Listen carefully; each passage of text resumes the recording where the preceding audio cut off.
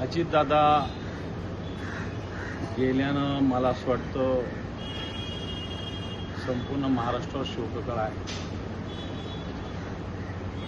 अजितदादांसोबत मी विरोधी पक्षनेता म्हणून काम केलं आणि त्यांच्या मार्गदर्शनाखालीच केलं. म्हणतो त्या काळात त्यांच्यासोबत काम करण्याचा जो अनुभव आला तो आयुष्यभर लक्षात राहील असा अनुभव आहे.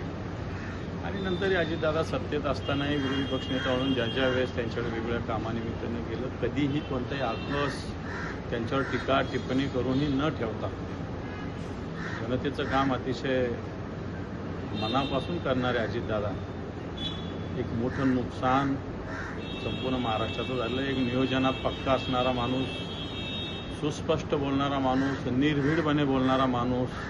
नाहीतर राजकारणामध्ये बरेच लोक गोड गोड गोड गोड आणि गोल गोल गोल गोल बोलत असतात. दादा गोड आणि गोल या भानगडींना न पडता स्पष्टपणे ज्या भूमिका त्या मांडत राहत आलेले, मला वाटतं असा नेता या महाराष्ट्राला यानंतर मिळणे नाही. दादांना भावपूर्ण श्रद्धांजली आहे.